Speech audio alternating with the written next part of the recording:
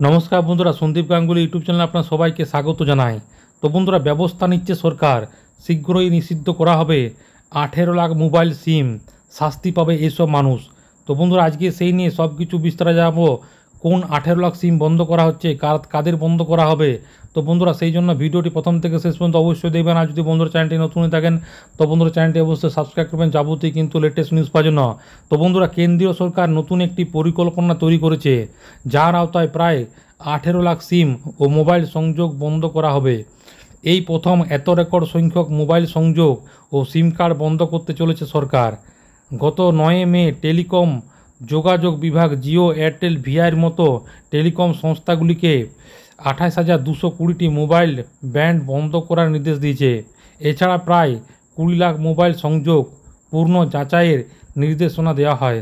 দেশ থেকে cyber crime, online জালিয়াতি দূর করতে পরিকল্পনাটি তৈরি করেছে মোদী সরকার, যার আওতায় সরকারি বেসরকারি সংস্থায় সহায়তায় অনলাইন প্রতারকদের চিহ্নিত করে তাদের বিরুদ্ধে ব্যবস্থা নেওয়া হচ্ছে।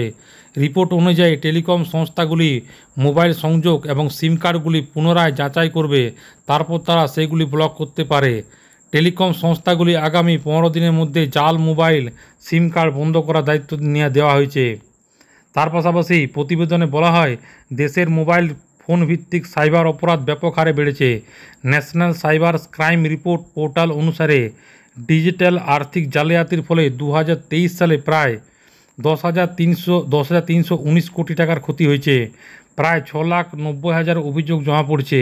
অন্য অঞ্চলের বিভিন্ন অঞ্চলে সিম ব্যবহার করা হয়। গত বছর সাইবার জালিয়াতি জড়িত 37,000 সিম কার্ড বন্ধ করা হয়েছে। এ সময় প্রায় 1,70,00,000 মোবাইল সংযোগ বন্ধ করা হয়েছে। এছাড়া 1,86,000 হ্যান্ডসেটকে ব্লক করা হয়েছে। বন্ধুরা, আশা করি বুঝতে পারলেন। তো এটাই ছিল ছোট্ট একটি আপডেট। ভিডিওটি ভালো লাগে বন্ধুরা চ্যানেলটি অবশ্যই সাবস্ক্রাইব করবেন। মনে যদি বন্ধুরা কোনো কোয়েশ্চেন থাকে বন্ধুরা কমেন্ট বক্সে কমেন্ট করতে পারেন, নিশ্চয়ই সাহায্য করার চেষ্টা করব। পরবর্তীকালে নতুন কোনো ভিডিও দেখাবে। তো তখন বন্ধু সব ভালো থাকবেন, সুস্থ থাকবেন, সাবধান থাকবেন। সবাইকে অসংখ্য ধন্যবাদ।